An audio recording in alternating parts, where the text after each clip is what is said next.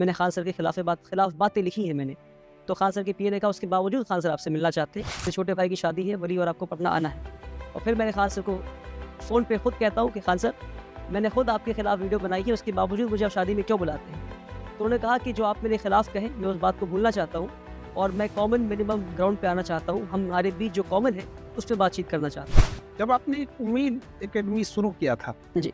तो हम उस शख्स से मिलना चाहते थे जिसके अंदर ये हिम्मत है कि एजुकेशन दे के सोसाइटी को बदला जा सके। आपने दोस्ती का हाथ आगे बढ़ाया और आपने गले लगाने का फैसला किया, इसके लिए मैं आपका बहुत शुक्रगुजार हूँ।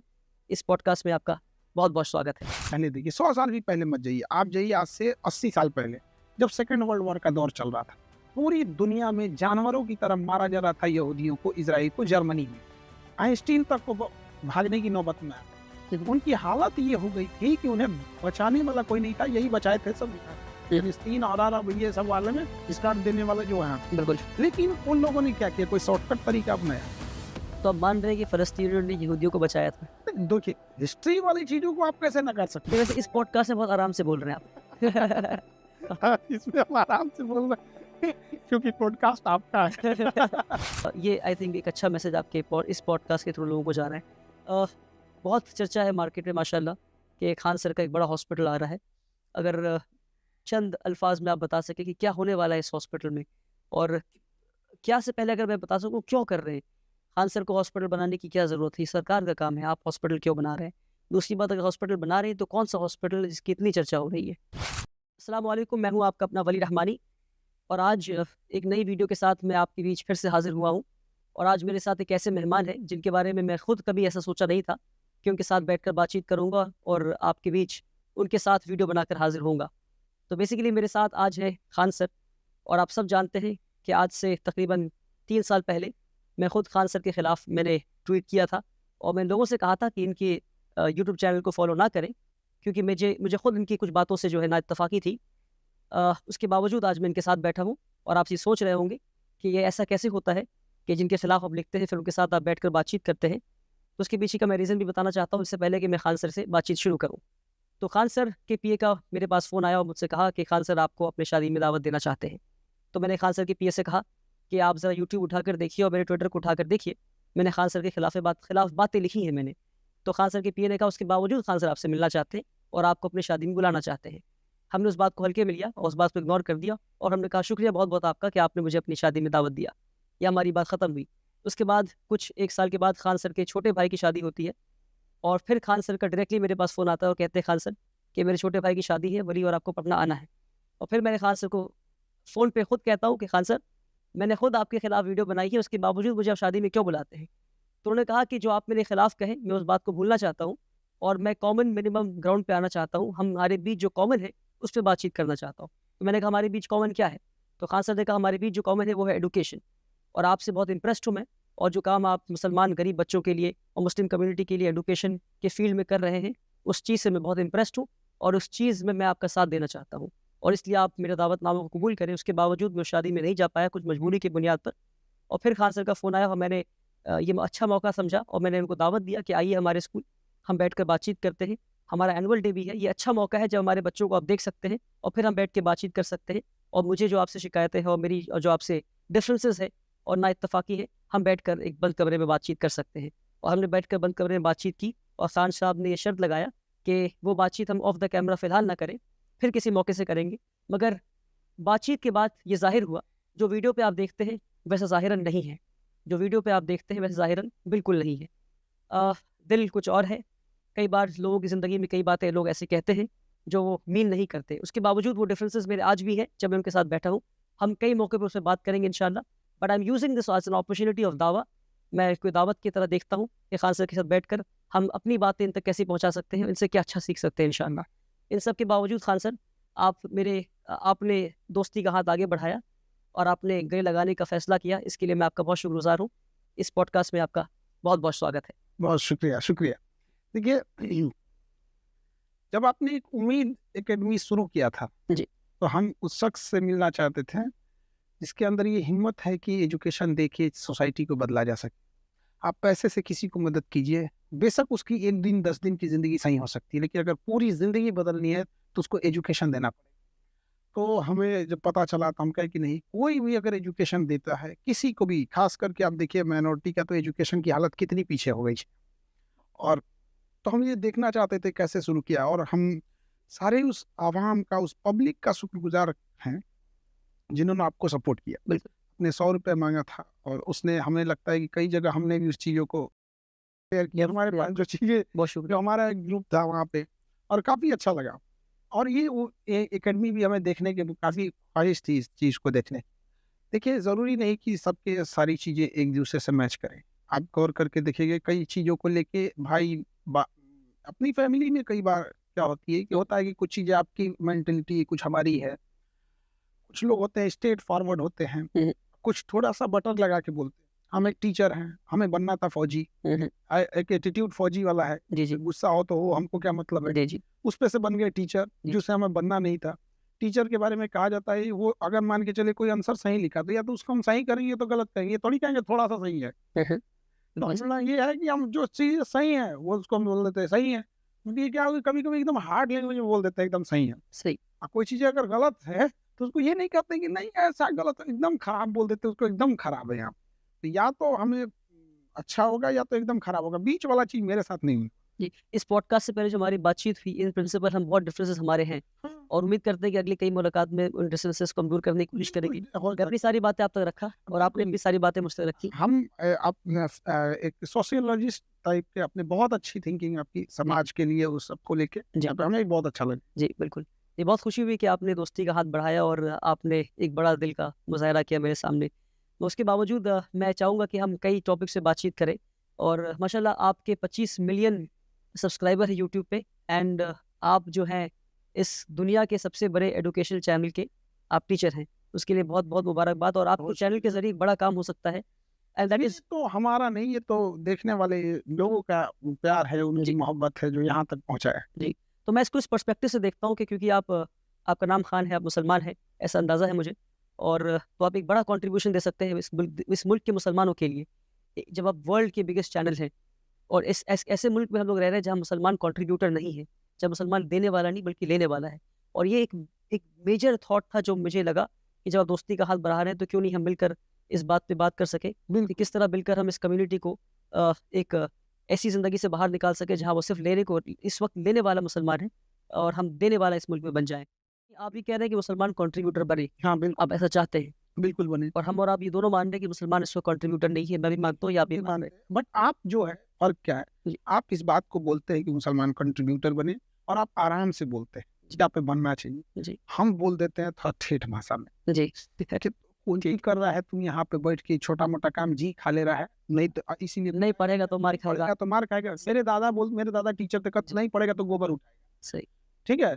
तो उनका था, तो वो ठेठ वाला जो है ना, हम देहात से पढ़े जी। एकदम। नहीं माशाल्लाह हमारी एक्सटेंसिव बातचीत इन चीज़ों पे हुई, आपके स्टेटमेंट्स पर आपने जो रीज़निंग दी है मैं समझ पाया। तो हम ना वो एकदम बट ठेठ बोल देते जो हैं। सवाल है मेरा हाँ। कि as a teacher, as someone जिसने एक अच्छा अरसा टीचर का देखा है, पूरे दुनिया को देखा है, मुल्क को देखा है, जियोपॉलिटिक्स में उसकी अच्छी नज़र है, मुसलमानों के हालात से वाकिफ़ है। मुसलमान कंट्रीब्यूटर कैसे बने? क्या कोई पाथ है स्टेप बाय स्टेप जो आप एक बता सकते हैं कि भाई ये करो, फिर ये करो और फिर ये करो और फिर ये करो और फिर शायद तुम कंट्रीब्यूटर बन सकते हो? कोई स्टेप बाय स्टेप पाथ मुसलमानों के लिए खान सर बता सकते हैं? देखिए, मुसलमानों को सीखना चाहिए तो एक ठो है, देखिए सीखने के लिए तो आपके पास बहुत सारी चीज़ें हैं। जी, अम्बेडकर साहब की ज़िंदगी से सीखिए, क्या तकलीफ सहे थे, जी, ये सबको पता है। लेकिन कोई शॉर्टकट नया तरीका नहीं बिल्कुल सही। उन्होंने। वैसे इन्हें सीखना चाहिए कि जब आपको तकलीफ़ें हो रही हैं, जब बारिश हो रहा होता है, तो आप घर में नहीं बैठते अपना काम छोड़ के, आपको छाता लगाना पड़ता है। तो अगर आपको तकलीफ़ें हैं, आपको शिकायतें होंगी कि मीडिया आपकी गलत चीज़ों को दिखाता है, आपको आपकी अच्छी चीज़ों को ढक देता है। वो अजीम प्रेम जी जो डेली 22 करोड़ रुपया डोनेशन देते हैं, उसे ढक दिया जाता है। वो यूनिवर्सिटी जहाँ अच्छी पढ़ाई होती है, उसे नहीं दिखाया जाता है। तो आप इन सब चीज़ों पे रोना रोइएगा, तो इससे आपका वक़्त भी ज़ाया होगा, वो कोई जो एक हिस्सा है, वो कभी नहीं सुधरेगा। तो बेटर है आप बारिश में छाता लगाइए और अपनी मंज़िल की ओर निकलिए, चुपचाप पढ़ाई पे ध्यान दें, क्योंकि एजुकेशन से ही चीज़ें बदली जा सकती हैं। सही। आप आज से 100 साल पहले देखिए, 100 साल भी पहले मत जाइए, आप जाइए आज से 80 साल पहले, जब सेकंड वर्ल्ड वॉर का दौर चल रहा था। पूरी दुनिया में जानवरों की तरह मारा जा रहा था यहूदियों को, इज़राइल को, जर्मनी में। आइंस्टीन तक को भागने की नौबत में आ गए। उनकी हालत ये हो गई थी कि उन्हें बचाने वाला कोई नहीं था, यही बचाए थे सब यहाँ पे फिलिस्तीन और अरब ये सब वाले में स्टार्ट देने वाले जो है। बिल्कुल। लेकिन उन लोगों ने क्या किया, कोई शॉर्टकट तरीका अपनाया।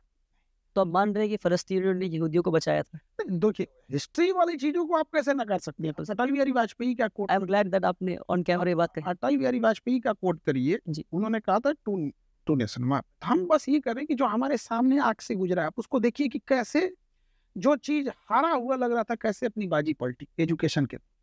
जिस भीमराव अम्बेडकर साहब को कोई क्लास में बैठने नहीं देता था, आज सुप्रीम कोर्ट में बैठने से पहले उनके शपथ लेनी पड़ती क्या उनको।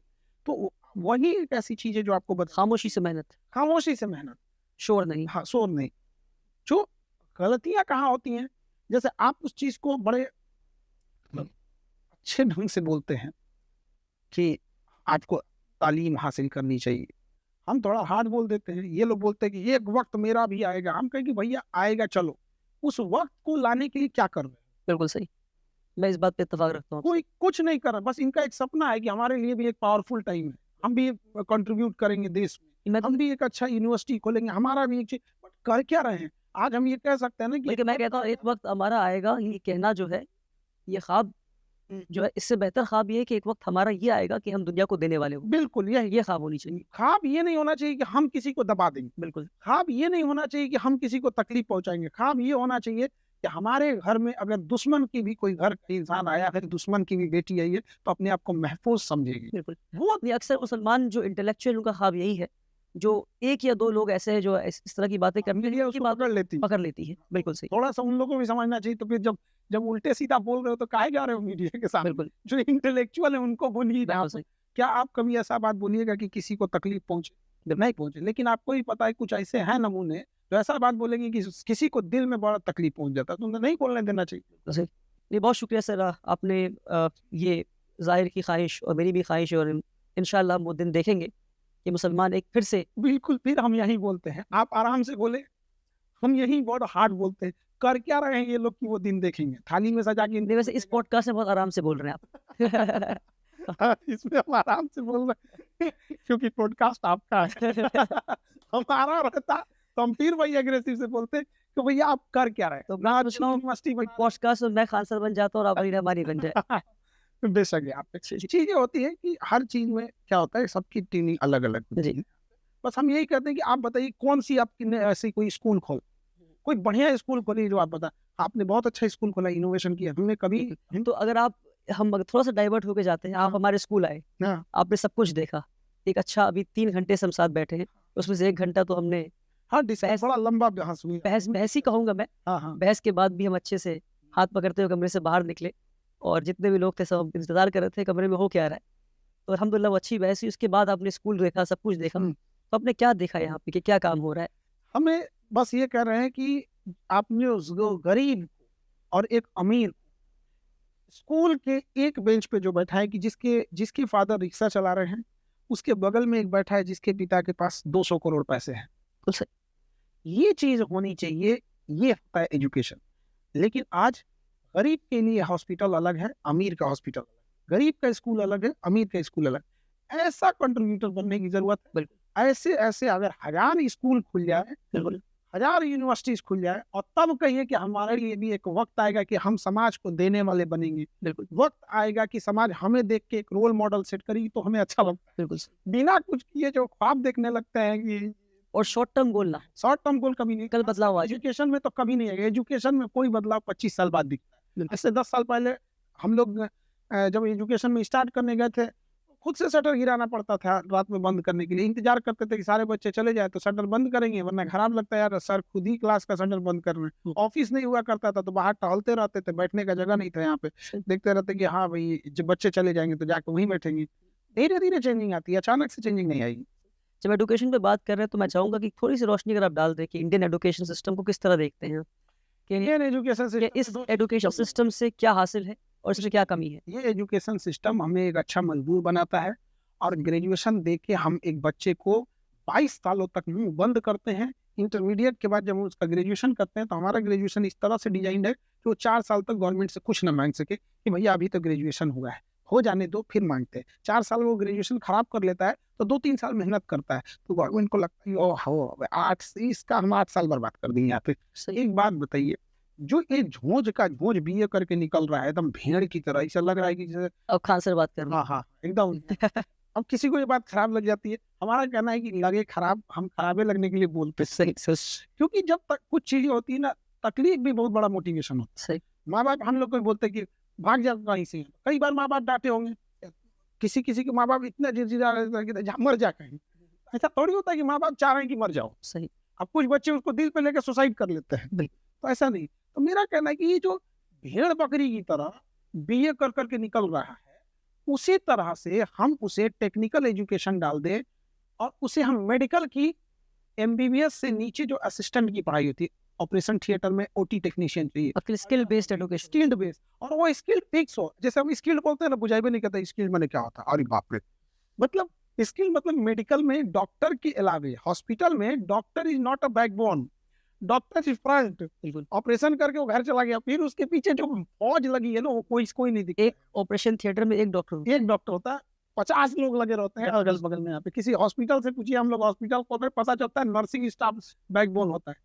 आज अगर किसी सड़क पे एक्सीडेंट हो जाए तो उसको भीड़ ऐसे देखेगा, अरे तेरी का कपार फूट गया इसका, और उसमें 50-20 गो मिलेगा, कोई बीए किया है, कोई बीकॉम किया है, कोई एक ना हैंडी प्लस साट सकता है, ना बैंडेज मार सकता है। ठीक है, हम लोग ना भेड़ बकरी की तरह कॉलेज खोल के अल्ले बीए करो, बाबर का लड़का हुमायूं सीढ़ी पे से ढह के मर गया, गिर गया तो सीढ़ी पे, लाइब्रेरी पे पीछे फिसला गया, मर गया वहीं पे।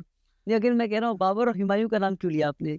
हिस्ट्री ना वो मेडिवल वहीं से चालू हो जा रही है। अच्छा। आजकल तो चर्चा में भी है। ठीक है ठीक है। तो अगर वहां पे हाँ। हम अपने एजुकेशन सिस्टम में स्किल्ड बेस दिए होते तो हो सकता था कोई उसमें उसका अगर खून बह रहा है तो स्ट्रेच लगाना जानता हो, एटलीस्ट फर्स्ट एड जानता हो, 100 एक्सीडेंट में 10 को भी बचा सकता हो। एक बीए नॉर्मल प्लेन स्टडी, तो ये एक वही कमी, ये एक कमी हुआ। एक ये कमी। दूसरी इनोवेशन बेस्ड कुछ है ही नहीं है इसमें।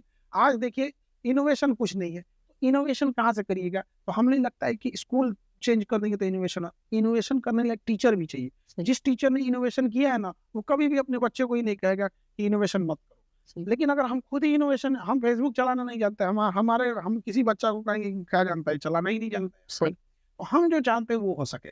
इसके अलावे हम कंपटीशन वाले बच्चों को पढ़ाते हैं। हम करोड़ों बच्चों को हम बता सकते हैं हिंदुस्तान में कम से कम 20 करोड़ ऐसे बच्चे होंगे, 20 करोड़, जो बच्चे बहुत ही ज्यादा टैलेंटेड हैं, लेकिन कंपटीशन इतना टफ कर दिया गया है, इतना टफ कर दिया गया है बिना मतलब के, क्योंकि सीटें लिमिटेड है, कि वो जो एग्जाम की जरूरत जितनी थी उससे 10 गुना ज्यादा उससे क्वेश्चन पूछा जा रहा है, और ये फ्रस्ट्रेट होकर उसकी पढ़ाई छोड़ रहा है। ऐसी व्यवस्था होनी चाहिए जहां वो स्किल सीख सके। सही। जहां उसे लगे कि नहीं हम ये टेक्निक सीख लेंगे तो हमारा कुछ गुजारा हो जाएगा। एक ओटी बढ़िया ऑपरेशन थिएटर टेक्नीशियन और 30-35 हजार वहां कमा सकते। सही। लेकिन आप देखिएगा उसके लिए कोई नहीं जाएगा। बहुत सारी ऐसी चीजें, केवल ये नहीं है, कंस्ट्रक्शन साइड हो गया। आज भी देखिए जो मजदूर है, मिस्त्री आप लेके आइएगा, उससे पूछेगा कहाँ सीखे थे, स्कूल, बल्कि सिविल इंजीनियरिंग करने के बाद मिलेगा, सिविल इंजीनियर मिलेगा, लेकिन उसके नीचे जो काम कर रहा है वो नहीं मिलेगा। तो कहाँ सिविल इंजीनियर जो है वो डिग्री लेने के बाद आके मजदूर से काम सीखता है। वहां से सीखता है, बिल्कुल यार। एग्जैक्टली। और हमारे यहाँ का सिविल इंजीनियर बिहार का और खतरनाक, धाए धाए पुल गिराता है। सर हम बात कर रहे थे इनोवेशन की, आपने कहा कि इनोवेशन नहीं हो रहा है, तो मुझे लगता है इसके पीछे एक जो मेजर रीजन है, पता नहीं आप अग्री करेंगे कि नहीं, कि इंडिया में जो टीचर्स हैं वो टीचर्स बाय चांस है, टीचर्स बाय चॉइस नहीं है। बिल्कुल। और हम सबसे बड़ा एग्जाम्पल है, हम टीचर बनना ही नहीं चाहते हैं, हमें फौज, मगर आप अच्छे टीचर हैं।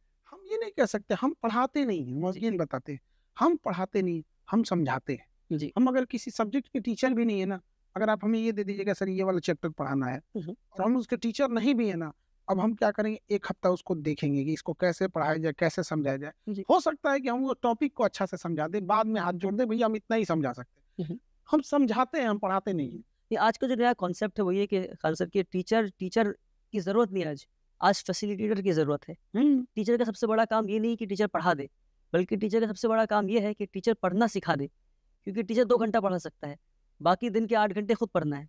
तो टीचर अगर पढ़ना सिखा दे, टीचर लर्निंग प्रोसेस को फैसिलिटेट कर दे, तो बच्चा वो लर्निंग प्रोसेस कंटिन्यू करता है।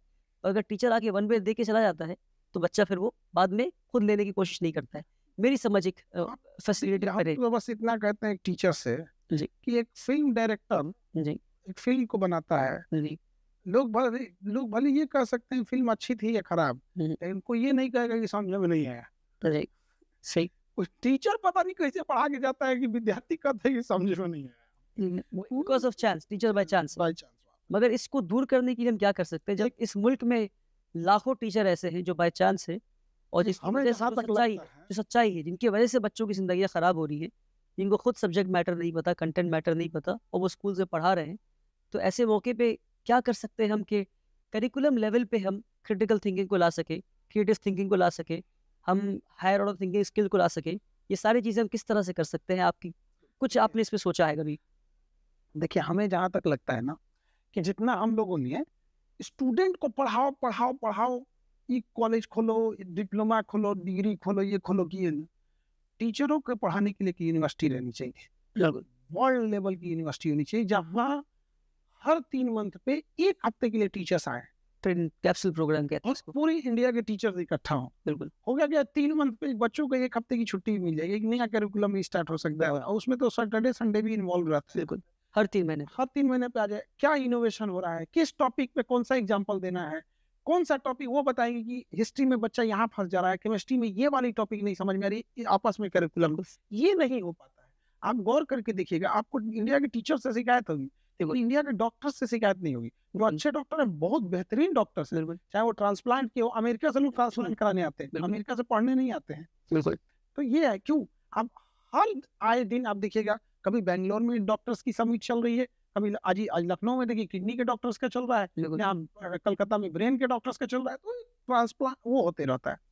और वहाँ उस हमें स्टूडेंट को स्टूडेंट बोलने से ज्यादा बेटर है, क्योंकि स्टूडेंट बहुत ज्यादा संख्या में, बिल्कुल। आप उनको चेंज करने में बहुत ज्यादा मैन पावर और टाइम लॉस होगा। टीचर्स कंपैरेटिवली कम है, इन्हें ले आके इनोवेट बनाइए, इन्हें ले आके एआई पे ट्रेंड कीजिए, इन्हें नए टेक्नोलॉजी को दिखाइए, जब ये सीख के जाएंगे वहां जाके खुद ही सिखा देंगे। तो बेसिकली बेसिकली वर्क नहीं होता है। आप सजेस्ट कर रहे हैं कैप्सूल प्रोग्राम हो, जहाँ 3 महीने पे टीचर आए, सीखे, फिर प्रैक्टिस करें और आके बताएं कि मैंने क्या किया, फिर आके सीखे। इस तरह के प्रोग्राम्स जो है कैप्सूल प्रोग्राम्स अक्रॉस इंडिया होने चाहिए, जहाँ इंडियन एजुकेशन सिस्टम में करिकुलम पे एक रोबस्ट अंडरस्टैंडिंग होनी चाहिए कि हम क्या पढ़ा रहे हैं, फिर पेडागोजी पे काम होनी चाहिए कि भाई कैसे पढ़ा रहे हैं, फिर असेसमेंट पे भी ये लेना है कि लेना नहीं है, किस तरह असेसमेंट लेना है। तो असेसमेंट को जो भी हमने एक बड़ा एक वो बना दिया है सरदर्द, कि एज़ इफ ऐसा लगता है कि पूरी पढ़ाई हम एग्ज़ाम देने के लिए पढ़ते हैं, पढ़ाई का मकसद एग्ज़ाम देना नहीं है। तो इस पे अगर आप कुछ एक रोशनी डाल सके कि पूरी पढ़ाई का मकसद हमने एग्ज़ाम बना दिया, असेसमेंट जो है पढ़ाई का मकसद असेसमेंट नहीं है। और आज इंडिया में हम ये देख रहे हैं कि पूरी पढ़ाई का मकसद जो है वो एग्ज़ाम है, असेसमेंट है। देखिए इसमें हम केवल टीचर्स को नहीं, स्टूडेंट को भी दोषी आप कहिएगा। जी। अब देखिएगा, स्टूडेंट तो सिस्टम का हिस्सा है। सिस्टम जो चाह रहा है, एक छोटा-सा प्यादा है स्टूडेंट। ऐसे कहा कि हम प्यादे को नहीं हरा सकते, एक शतरंज का एक प्यादा राजा को मार के गिरा देता है। बिल्कुल। हम स्टूडेंट के बीच में दिन रात रहते हैं, इतना भी शराफत नहीं उनके अंदर, वो भी कैसे? बदमाश। अगर आप बता कैसे, सकें। देखिए बताता है, ये जो असेसमेंट का चीज है, ये साइंस के सब्जेक्ट में ऑलरेडी होता है। जी, जी। 100 नंबर का एग्जाम है तो उससे 70 नंबर पूछा जाएगा रिटन एग्जाम, जिसमें उसे पास करना है। 30 नंबर और प्रैक्टिकल है जिसमें असेसमेंट करना है। वो दूसरे से प्रोजेक्ट बनवा देगा, जी, जी। लैब में जाएगा नहीं जाएगा। कई जगह स्कूल की गलती है, लैब ही खराब है या खुलता ही नहीं। सही। कई जगह खुलता है तो स्टूडेंट का मन नहीं लगा के जाएंगे। हुँ, हुँ। कई ऐसे हैं जिनको मन था कॉमर्स लेने का, मन लेके बैठ गए साइंस वाला। तो कुछ स्टूडेंट की ओर से है, कुछ, और मेजोरिटी जो बड़ा हिस्सा है वो सिस्टम फेलियर है। तो यहाँ जरूरी है चेंज करने का। इसके अलावा भी अगर आप देखिएगा तो इंडिया में क्या है ना, कि अगर यूरोप को देखिए, अमेरिका को देखिए, तो वहाँ गरीब का एक लेवल है कि गरीबी इतना गरीब नहीं है ना, सही। कि मतलब अब वो सड़क के किनारे सो रहा है, उसका इलाज नहीं हो, उसके गरीबी में भी एक स्टैंडर्ड है। बिल्कुल। तो क्या, वेलफेयर स्टेट है। हाँ वेलफेयर स्टेट है। तो एक लेवल के ऊपर सोचता है, वो ये नहीं सोचता है कि मेरे माँ का अगर पथरी है तो हम इलाज नहीं करा पाएंगे, मेरे घर टपक रहा है, वो एक लेवल की बात सोचता है। और हमारे यहाँ एक गरीब, एक मेजोरिटी पॉपुलेशन इस चीज में है ना, हमें अपने बाप का कर्जा भरना है, बड़ी बहन है उसकी शादी करानी, माँ बीमार है उसके लिए दवा लाना है, गहने गिरवी रखे उसको लाना है। तो जब दिमाग पे इतना टेंशन चलेगा, वो भी इतने छोटे उम्र में, कौन एंटरप्रेन्योर बनेगा? हमें लगता है कि बिल गेट्स का बच्चा या उन लोग के ऊपर भी अगर इस लेवल का प्रेशर रहता तो वो झेलते। आप नॉर्वे जाइए, हमें लगता है कि वहाँ एक आम इंसान का घर हमारे यहाँ के चीफ मिनिस्टर से अच्छा है। सही। बिल्कुल। स्वीडन जाइए तो हैप्पीनेस इंडेक्स में जाते हैं, वो कभी सोचेगा कि हम रेलवे का एक फॉर्म भर दे, 30,000 रुपए की नौकरी लेंगे, ग्रुप डी में जाएंगे, 50,000 का टिकट काटेंगे यहाँ पे, वो अपने यहाँ 50,000 रुपए कुक को खाना दे रहा है। सिस्टम फेलियर है सर ये। तो ये सिस्टम फेलियर हो गया है, इसको कोलैप्स कर गया है यहाँ पे।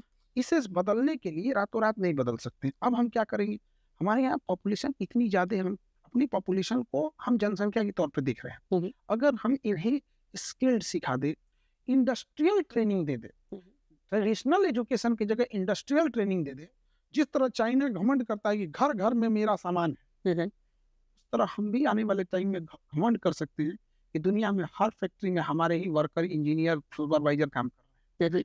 हम लोग वहाँ supervisor, engineer, foreman upper level भेजने की जगह पर लेबर भेज दे रहे हैं। सही। नहीं, मेरा सवाल फिर मेरा ये सर कि तो खान सर इसमें क्या कंट्रीब्यूट कर रहे हैं, क्योंकि आपकी जो कोचिंग सेंटर है वो भी एक अपर लेवल के लिए, तो टेक्निकल में आप क्या कर रहे हैं, स्किल ट्रेनिंग में आप क्या कर रहे हैं, आगे कोई प्लान है आपका इस तरह का कि इंडस्ट्रीज में आप काम करना चाहते हैं, स्किल ट्रेनिंग में काम करना चाहते हैं, और ऐसे छोटे रोल्स में जहाँ पे लोग थोड़ी सी पढ़ाई करके स्किल सीख कर एक अच्छी रोजगार बना सकते हैं जिसका लोगों को अंदाजा नहीं है, इस तरफ कोई आप काम करना चाह रहे हैं? क्योंकि हम लोग इस पे मेजरली जो हम जानते हैं वो एक खान सर वो है जो लोगों को कॉम्पिटेटिव एग्जाम के लिए तैयार करते हैं, इसके अलावा खान सर कोई प्लान है? वर्क कर रहे हैं। अच्छा। और हमारी एक आदत है, जब कंप्लीट वर्क कर लेते हैं तो हम आके बताते हैं कि हम पिछले 3 साल से काम कर रहे थे, ये कर रहे हैं। अच्छा जी। हम पिछले 3 साल से काम कर रहे हैं ओके। उन बच्चों के ऊपर, अपने यहाँ के बच्चे, कि जिन बच्चों के पे क्या है कि जो पढ़ाई करने आए, अब वो लाखों की संख्या में आ रहे हैं। प्रॉब्लम क्या है कि वैकेंसी जितनी लिमिटेड रहेगी उतने कोई सिलेक्शन दिला पाएंगे। अब इसमें क्या होता है कि वैकेंसी लिमिटेड है, उतना सेलेक्ट हो जाते हैं, बाकी बच्चे उसके अदर एग्जाम्स में सेलेक्ट हो जाते हैं, बट एक बड़ी संख्या है जो बच जाती है,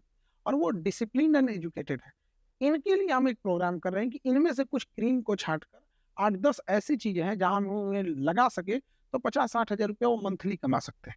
अब एक इंडिविजुअल के नाते हम इतना ही कर पाते हैं, बिल्कुल, क्योंकि अब बड़े पैमाने के लिए आपके पास सिस्टम और एक गवर्नमेंट का इंफ्रास्ट्रक्चर वो होना जरूरी है। और एक और बड़ी बात बताते हैं, इंडिया का 20% से ज्यादा पॉपुलेशन सिजोफ्रेनिया का शिकार हो गया है। सिजोफ्रेनिया दिमाग में एक मेंटल स्टेटस होता है, अलग बीमारी होती है, उसमें जरूरी नहीं कि इंसान पगला जाए, एक ऐसी दुनिया में चला जाएगा जिसमें उसको सोचने में अच्छा लगेगा, वो 1000 प्लान बनाएगा, 1000 प्लान एग्जीक्यूट एक को नहीं करेगा, डेली टाइम टेबल बनाएगा, फॉलो कभी नहीं करेगा, कुछ भी नहीं करेगा, संडे को आराम करेगा, दिन भर कुछ नहीं किया, शाम में पढ़ने जाएगा तो सोचेगा थोड़ा टहल ले, थोड़ा मुंह धुल ले, फिर वो पेज पलटते रहेगा, फिर सोचेगा डेली 4 पेज पढ़ना है, 10 दिन बाद सोचेगा ओह एग्जाम का 2 ही महीना बचा है, डेली 10 पेज पढ़ेंगे। जब 10 दिन बचेगा एग्जाम का, 2 तरीके अब नहीं होगा, उसे लग रहा है कि वो खराब है, उसे लग रहा है कि वो कमजोर है, बट वो फंस चुका है सिजोफ्रेनिया में। उसका पड़ोसी उसे सताएगा, अब उसके दिमाग में कल्पना आएगा, फीलिंग्स आएगी, एक दिन हम IPS बनेंगे, हम भी उसको बर्बाद कर देंगे। और फिल्मों ने बिगाड़ के रखा है, फिल्मों में दिखाया गया है कि हीरो को सताया जाता है, उसको इतना तड़पा दिया जाता है कि गिर जाता है जमीन पे, आखिरी सांस लेता है, लेकिन आखिरी में उठता है, पूरा पासा पलट। वैसा हीरो वैसा फिल्म में होता है, वैसे फिल्म में होता है। अब इसको भी ये लगने लगा है कि हम पढ़ाई नहीं भी करेंगे ना, आखिरी में उठेंगे, एग्जाम टॉप कर देंगे, बिजनेस में फेल हो रहा है, उसके साथ कई चीजें हो रही है ना जो उसको एक ट्रैप में फंसा रही है। अगर उसको कहीं परिवार से थोड़ा खटपट हुआ है, माँ ने कुछ बोल दिया, बीवी ने कुछ बोल दिया, दोस्तों ने कुछ बोल दिया, अब वो रील देखेगा, एग्जैक्ट वैसे ही दर्द भरा एक रील आ जाएगा बस स्टेटस पे लगा देगा, और स्टेटस पे लगा देगा, जिस स्टेटस को आप देख के समझ जाएंगे कि बाप से लड़ाई हुई, कि माँ से लड़ाई हुई, कि बहन से लड़ाई हुई, कि बीवी से लड़ाई हुई है। अब ये वो फंस चुका है, उसको कहाँ से निकाला जाए, हम लोग को बड़ा तकलीफ होता है कि ये तो सिजोफ्रेनिया में फंस चुका है। अच्छा, इसके लिए भी एक इंस्टीट्यूशनल गवर्नमेंट को इस पे काम करना चाहिए, मेंटल हेल्थ। और इंडिया एक ऐसा देश है, यहाँ मेंटल हेल्थ का मतलब जब तक आप पगला नहीं जाइए, नोचने मत लगिए, दीवार मत फोड़ लीजिए, कपार मत फोड़ लीजिए, तब तक समझ में नहीं करता कि पगलाया है। उसके भी स्टेजेज होते हैं। बिल्कुल। तो बच्चों में एक ये वाली प्रॉब्लम ज्यादा, और अगेन कि अगर एक भूखा इंसान है, हम और आपको अभी अगर भूख लग जाए तो पहले सोचेंगे कि पहले पेट भर लेते हैं, फिर पढ़ाई कर लेते हैं या कुछ कर लेते हैं। तो भूख केवल खाने की नहीं होती है, भूख होती है इज्जत पाने की भी, समाज में प्रतिष्ठा की भी। हमारा भी एक अपना घर हो, माँ बाप हमारे भी खुश रहे, हम भी कभी बिना त्योहार के कपड़े खरीद सके। हिंदुस्तान में 140 करोड़ में 110 करोड़ लोग ऐसे हैं कि अगर कोई त्योहार या शादी ब्याह ना हो तो एक जोड़ा कपड़े नहीं खरीद सकते हैं नया। इतनी बड़ी संख्या है। और सबसे बड़ा तकलीफ क्या है कि उन लोगों के सामने जाकर अमीर घर के लोग बोलते हैं नौकरी के पीछे भाग रहा है, एंटरप्रेन्योर बनो, हमारे घर में जिस दिन ये पता चलेगा ना कि अगर बाप मेरा एक दिन नौकरी, एक महीना नौकरी से गया तो खाना नहीं आएगा, राशन कार्ड बंद हो गया तो मेरा घर राशन नहीं आ पाएगा, क्या एंटरप्रेन्योर। 30% लोग आज भी बिलो पॉवर्टी लाइन है। वो तो कागजों में है, जी। बट रियलिटी उससे और भयानक अगर 30% मान भी लेते हैं तो 150 करोड़ का 30% है, बड़ा नंबर हो जाता है बिल्कुल। यहाँ पे। और जब भी पॉपुलेशन, एक बड़ी पॉपुलेशन डिपेंडेंट हो जाएगी, बिल्कुल। तो जो देश का रिसोर्स है, जो पैसा है, उनकी डिपेंडेंसी दूर करने में चला जाएगा। जी। लेकिन अगर वो इंडिपेंडेंट हो जाए, फाइनेंशियल फ्री हो जाए, तो देश का जो रिसोर्स है, जो पैसा है, वो नए रिसर्च में जाएगा, अंतरिक्ष प्रोग्राम में जाएगा, हेल्थ केयर में जाएगा। अमेरिका में क्या जाता है, उनका जो पैसा है वो हेल्थ केयर में जा रहा है, इनोवेशन में जा रहा है। हमारा पैसा, अपनी इतनी पॉपुलेशन में गरीबी इतनी है, हम उन्हें छोड़ नहीं सकते, उन्हें हमें राशन देना पड़ रहा है। ये उन बेचारों की स्थिति ऐसी हो गई है कि वो शौक से राशन की लाइन में नहीं लगे, उनकी मजबूरी है। जहाँ वो पीएचडी करने के लिए लाइन में लगा हुआ है, यहाँ बच्चा स्कूल बंक करके आज राशन कार्ड उठाने जा रहा है, उसकी मजबूरी है, शौक से नहीं जा रहा। बिल्कुल सही, बिल्कुल सही। नहीं, माशाल्लाह खान सर, जानकर बहुत खुशी है मुझे कि आप जो है टेक्निकल इंस्टीट्यूट की तरफ भी कुछ, आप टेक्निकल और स्किल ट्रेनिंग की तरफ भी कुछ आप तैयारी कर रहे हैं। उम्मीद है कि जल्द आप अनाउंस करेंगे, हम लोग उसकी डिटेल्स जान पाएंगे हम लोग इंशाल्लाह। और जान के बहुत खुशी हुई कि आप जो है मेंटल हेल्थ पे भी फोकस करना चाहते हैं, जिसको मैं बहुत क्लोजली मैं जानता हूँ कि मेंटल हेल्थ का ख़राब होने से और मेजर यूथ जो है मेंटल हेल्थ इश्यूज से गुजर रहे हैं, इनको पता भी नहीं है। और जिस तरह के आपने बताया कि मेंटल हेल्थ तब तक नहीं मानते जब तक इंसान मेंटल हेल्थ को समझते हैं, मतलब कि पागल हो जाए, कि मतलब जो इंसान एक अजीब हरकत करने लगे तो वही मेंटल हेल्थ पेशेंट है। डिप्रेशन को, एंजाइटी को, इस तरह की चीज़ों को मेंटल हेल्थ नहीं मानते हैं। तो एक अच्छा मैसेज जा रहा है लोगों को कि यूथ अपने मेंटल हेल्थ पे फोकस करे और छोटी-छोटी चीज़ों के लिए क्लिनिकल साइकोलॉजिस्ट के पास जाए, छोटी-छोटी चीज़ों के लिए काउंसलर के पास जाए। और मेंटल हेल्थ इशू से ये 21st सेंचुरी में जहाँ इतना सोशल मीडिया है, इतना पीयर प्रेशर है, सारी चीज़ें हैं, मेंटल हेल्थ को लोग प्रायोरिटी दें और उसको एक बड़ा इशू समझें और उसके लिए काउंसलर के पास, साइकोलॉजिस्ट के पास जाने में अपने आप को शायद महसूस ना करें। ये आई थिंक एक अच्छा मैसेज आपके इस पॉडकास्ट के थ्रू लोगों को जा रहा है। बहुत चर्चा है मार्केट में माशाल्लाह कि खान सर का एक बड़ा हॉस्पिटल आ रहा है। अगर चंद अल्फाज में आप बता सकें कि क्या होने वाला है इस हॉस्पिटल में, और क्या से पहले अगर मैं बता सकूँ क्यों कर रहे हैं खान सर को हॉस्पिटल बनाने की क्या ज़रूरत है, सरकार का काम है, आप हॉस्पिटल क्यों बना रहे हैं। दूसरी बात, अगर हॉस्पिटल बना रहे हैं तो कौन सा हॉस्पिटल जिसकी इतनी चर्चा हो रही है। देखिए, आज से 3 साल पहले यूपीएससी, आईएएस और पीसीएस की तैयारी करने के लिए आपको 2.5 लाख रुपए फीस देनी होती थी। हमने उसको आज इतना कम कर दिया, जहाँ पे हम लोग 7,500 रुपये पे ला दिए। सस्टेनेबल इशू की वजह से उसे हम लोग 10,000 किए।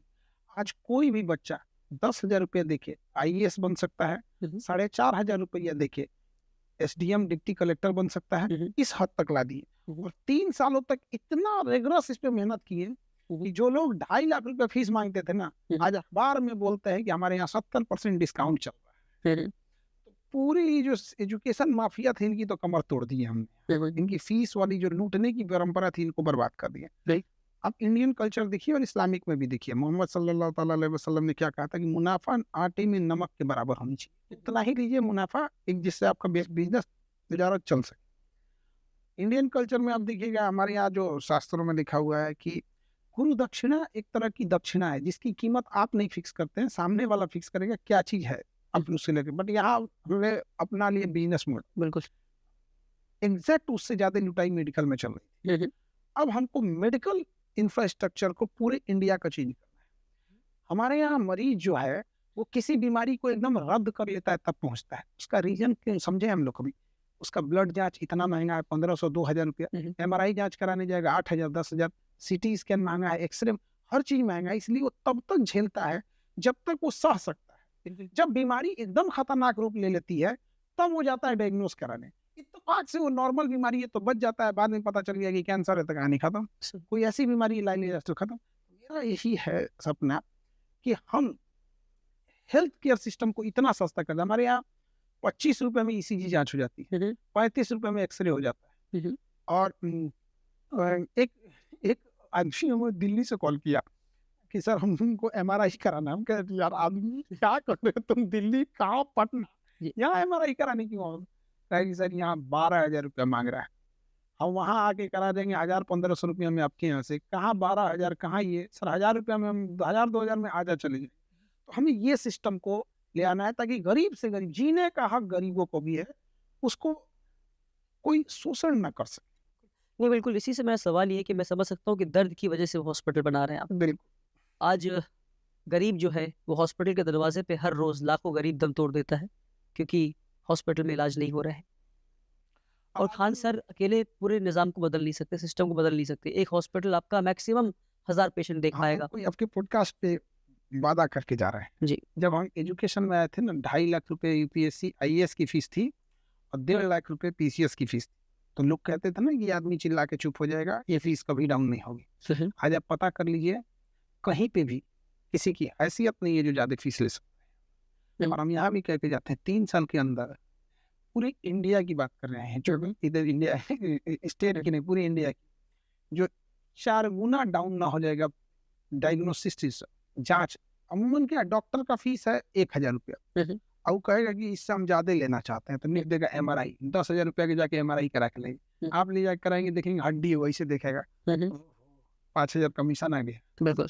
तो ये सिस्टम को खत्म और बहुत जल्दी हो। ऐसे मगर मुझे ऐसा लगता है कि अकेला एक इंसान जो पूरे निज़ाम को तब तक बदल नहीं सकता जब तक एक्टिव पॉलिटिक्स में ना आ जाए वो। पॉलिटिक्स हम पढ़ाते हैं जी। पॉलिटिक्स हम करते नहीं। नहीं, पॉलिटिक्स मुझे समझना ये है कि एक हॉस्पिटल से आप पूरे निज़ाम को कैसे बदल सकते हैं। एक हॉस्पिटल खोल ही नहीं रहे ना, मैं इसको बहुत बड़े लेवल पे करना है। कैंसर हॉस्पिटल बना रहे हैं। हमारी आदत है जब तक कोई चीज बन नहीं जाती है तब तक हम बोलते नहीं है। डॉक्टर उसी तरह ब्रेन का एक अलग बनाना है हमें, कि जहाँ केवल ब्रेन पे रिसर्च हो, ब्रेन पे कैसे हो कि कौन सा मरीज बचेगा, कौन सा मरीज नहीं बच पाता है। वो क्या करते हैं ना, जो पता है कि हमको ये वाला मरीज नहीं बच पाएगा, एटलीस्ट हम उस गरीब है तो उसे बता सकते हैं कि भैया देखो बड़ा मुश्किल है। उसको क्या करते हैं ना, उसको एक होप देंगे सब, देखो एक उम्मीद है बच सकता है, खेत बेच दो, एक उम्मीद है बच सकता है, देखो यहाँ पे आप उसका इलाज कीजिए। और ऐसा नहीं है कि इतना महंगा इलाज है कि किसी का खेत बिक जाए। यकीन मानिए हम देख रहे हैं ना, इतना भी महंगा इलाज नहीं है कि खेत और गहने बेचने की नौबत।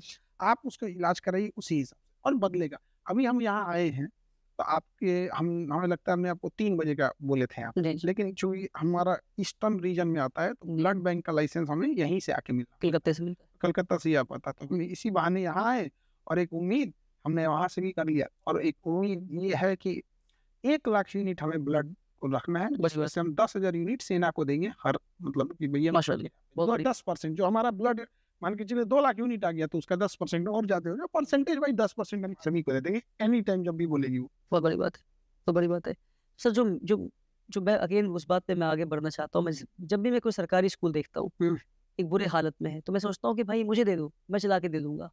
तो आपको लगता नहीं कि हॉस्पिटल स्टैब्लिश करने में अगर वक्त ना बर्बाद करें, मतलब वक्त बर्बाद ना करें, मैं नहीं कह रहा हूँ वक्त बर्बाद कर रहे हैं, आप बहुत बड़ा काम कर रहे हैं, मगर अगर मैं समझता हूँ कि पब्लिक प्राइवेट मॉडल पर अगर हम जा सके कि जितने भी सरकारी हॉस्पिटल्स हैं अगर हम उनको टेक ओवर कर सके और सरकार कह सके कि आपका मॉडल अच्छा लगे हमें, आप हमारा हॉस्पिटल चला के दिखाई सस्टेनेबल कैसे कर रहे हैं।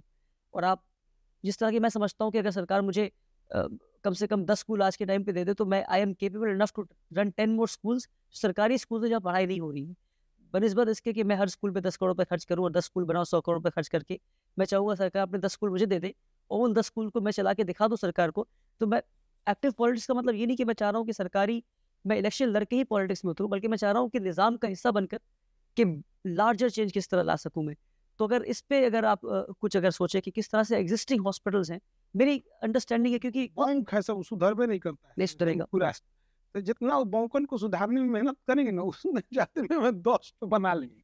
तो हम देखें, आपने एक जंग लगे लोहे को रगड़ते रहिएगा ना, चमका दीजिएगा लेकिन अंदर से फिर वो पकड़ लेता है। इन सब के अंदर वो आदत लग गई है, जिससे सैलरी से ज्यादा डेली कमाने की आदत लग गई हो, जिससे 8 घंटे की जगह 1.5 घंटे ड्यूटी करने की आदत लगी, लाख गुना अच्छा है।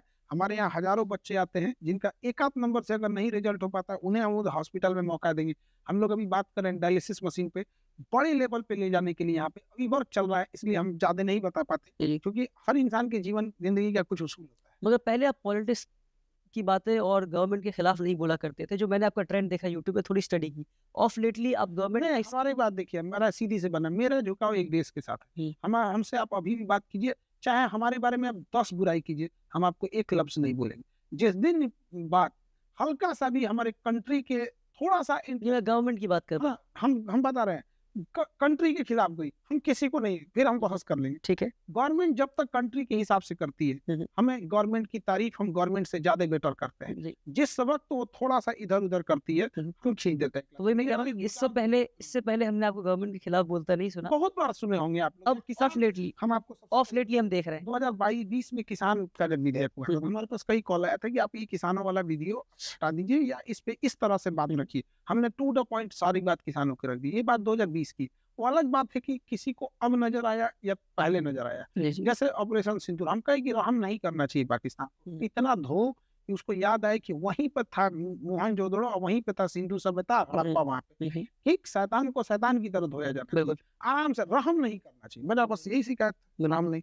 मगर अब मैं इसको इस तरह करना भी कर रहा हूँ कि आपने ऑफ लेटली किसी पॉडकास्ट में राहुल गांधी की तारीफ भी की है, तो मैं ये समझ सकता हूँ।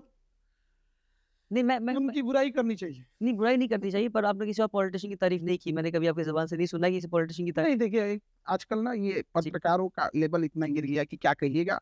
ये 3 फीट का माइक खरीद ले रहा है जी। मेरे पास वो माइक नहीं है, मैं छोटा सा और छोटा खरीद लिया हूँ। पाइप लेके। हाँ।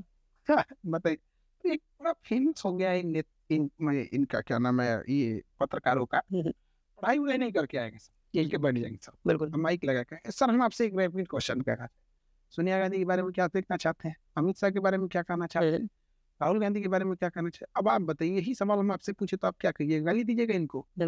नहीं, अब उसका क्लिप काट काट के कराएंगे सब। देखिए इनको क्या बोला, इनको क्या बोला। तो हम लोग को भाई पॉलिटिक्स हम बोलते हैं, पढ़ाते हैं पॉलिटिक्स, हम लोग को क्या ये चीज है ऐसे। और राहुल गांधी क्या एक सांसद है, उनके क्षेत्र के लोग जाने, सही, कोई उससे ज्यादा कुछ नहीं आपकी, उससे उनके सांसद है, वो अपनी एक पार्टी के हैं, उनका काम है विपक्ष को संभाल के रखना। कोई भी सुधार करना होगा अगर तो गवर्नमेंट करे, गवर्नमेंट की आलोचना हो सकती है, लेकिन एक चीज होना चाहिए, हम हमेशा एक बात कहते हैं कि गवर्नमेंट को क्रिटिसाइज करना और दुश्मनी निकालना दोनों में डिफरेंस होता है। हम क्रिटिसाइज करते हैं, दुश्मनी नहीं निकालते। जहाँ अच्छा है हम बोलते हैं अच्छा है, जहाँ खराब है बोलते हैं खराब। अच्छा को इतना अच्छा बोलेंगे कि लोगों को डाउट लगेगा कि गवर्नमेंट का आदमी है, और जब खराब बोलने लगते हैं तो लोगों को लगता है यार विपक्ष में चला गया। बट हमारी पार्टी हमेशा एक है, हम इंडिया की ओर से। बहुत अच्छा सर, आप हमारे स्कूल में इनोवेशन टेक्नोलॉजी लैब भी गए, अगर आप एक दो लफ्ज आप अपनी। हमें बहुत अच्छा लगा। और इस वक्त में जो इनोवेशन टेक्नोलॉजी लैब आपने हमारा देखा, उस पर अगर आप बता सके कि आपने वहाँ क्या देखा, और उससे आप क्या, आपको लगता है कि उससे कुछ उम्मीद हो सकती है जो इनोवेशन की हम बात कर रहे हैं? बिल्कुल, देखिए आप इनोवेशन टेक्नोलॉजी खोले, उसमें ड्रोन्स हमने देखा, रोबोटिक्स देखे, इस सब चीज़ों को। ये धीरे धीरे चीज़ें जब बच्चों तक आएंगी तो काफ़ी अच्छा पॉजिटिव मैसेज जाएगा। और ऐसे जैसे अपने स्कूल खोला, उन सारे लोगों का थैंक्स जिन्होंने हेल्प किया, और आप और अच्छा करते रहिए। हमें बताइए हम क्या कंट्रीब्यूट, या हम कैसे इसमें बिल्कुल के लिए हेल्प कुछ कर सकते हैं। तो क्योंकि ये छोटे बच्चे हैं, हमारा कुछ हो सकता है कि नहीं? नहीं, बिल्कुल हो सकता है सर, जिस चीज़ में आपकी एक्सपर्टीज़ है। कॉम्पिटिटिव एग्जाम्स में हम चाहेंगे कि हम इन फ्यूचर कोलैबोरेट करें, और हम देख सकें आप अपने पास से हम कि किस तरह आपकी मदद से हम जो है एक प्रोपोर्शनल रिप्रेजेंटेशन मुसलमानों की जिस मुल्क में होनी चाहिए, जिस वक्त नहीं है।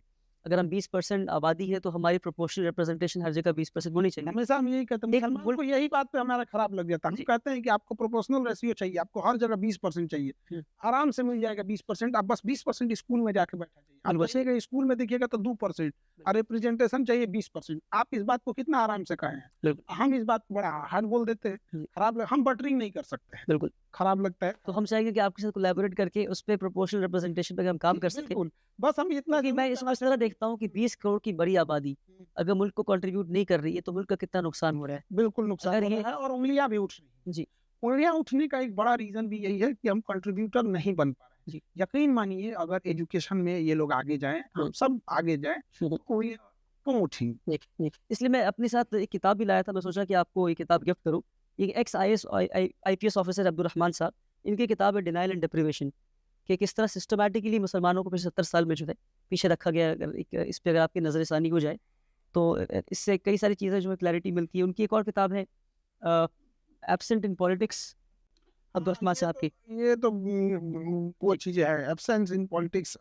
पॉलिटिक्स में भी जब मुलाकात हो रही है, दो एडुकेशनिस्ट की मुलाकात हो रही है, तो गिफ्ट किताब से अच्छी तोहफा। पॉलिटिक्स से याद आया कि देखिए डेमोक्रेसी में सबसे खतरनाक क्या होता है कि जब आपको ये पता चल जाए कि कौन सा समाज का हिस्सा है जो आपको वोट नहीं करता है। सही, फिर याद रखिएगा, अगर वो इंसान पावर में आया तो आपका नहीं गया। ये मुसलमान स्ट्रेटेजिकली नहीं काम कर पा रहा है, बिल्कुल कर पाए हैं।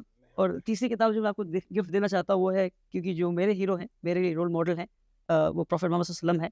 तो मोहम्मद सल्लल्लाहु अलैहि वसल्लम की जो एक बहुत ही शानदार सीरत पे किताब, उनकी ज़िंदगी पे, the scene lecture रहीक Al Maktoum, मैं ये किताब आपको गिफ्ट देना चाहता हूँ। आई एम श्योर आपने उनकी ज़िंदगी पढ़ी है, पर ये एक बहुत ही शॉर्ट ऐसे फॉर्म में किताब है। तो मैं ये 3 किताब आपको सोचा कि तोहफ़े के तौर पर आपको हदिया करूँ, मैं गिफ्ट करूँ। उम्मीद है कि बहुत इसको शुक्रिया। कबूल करेंगे। और मोहम्मद सल्लल्लाहु ताला अलैहि वसल्लम की एक चीज़ हमेशा हम सबको ये बात बोलते हैं इन चीज़ों को, कि किसी मज़दूर का पसीना सूखने से पहले उसकी मज़दूरी मिल जानी चाहिए। बिल्कुल, और मुनाफ़ा हमेशा आटे में उतना ही मिलाइए जितना आटे में नमक मिले। बिल्कुल। मुसलमान बिज़नेसमैन को बस समझ जाना चाहिए, बिल्कुल समझदार। क्योंकि जो मुसलमान बिज़नेसमैन बन जाता है, हुँ। फिर वो भूल जाता है कि उसको जो पैसा मिला है, उसमें दूसरों का कितना हिस्सा है। बिल्कुल वहाँ पे उसे लगता है कि वो पैसा मिला है, वो भूल जाता है कि पैसा ऊपर वाले ने दिया है, और उसमें दूसरों का कितना, गरीबों का क्या हिस्सा है। बिल्कुल, और उससे समाज का कंट्रीब्यूटर बने, समाज की भलाई करे। इससे क्या होगा कि बुरे वक़्त में पूरा समाज उसके साथ खड़ा रहेगा और उस समाज में दुआएँ उसके साथ रहेंगी। जी, आज रतन टाटा के बनाए कैंसर हॉस्पिटल में न जाने कितनों की दुआएँ हैं उनको। जी। तो वो चीज़ें ये होनी चाहिए सबके साथ, हर एक कम्युनिटी में ये चीज़ें हो। जी, बहुत शुक्रिया सर आपसे, बातें तो बहुत सारी हुई, सवालात और भी बहुत सारे हैं।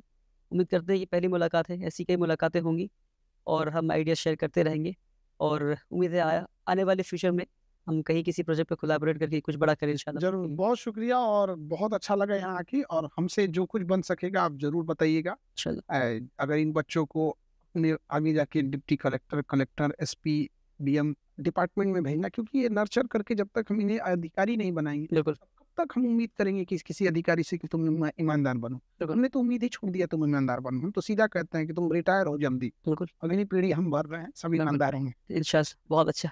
बहुत खुशी मिलकर आपसे, बहुत खुशी मिलकर। Thank you so much. फिर मिलेंगे। तो ये थे हमारे साथ खान सर। उम्मीद करते हैं कि हम अगले पॉडकास्ट में फिर आपसे मुलाकात करेंगे, और खान सर के साथ जो अगली बातें होंगी, और आपके कई सवालात, हमारे कई सवालात, इस तरह के कई सेशन इंशाल्लाह हम लोग फिर से शूट करेंगे, और हम लोग मिलकर कुछ बड़ा इस मुल्क और कम्युनिटी के लिए करेंगे इंशाल्लाह। Thank you so much for watching us with patience.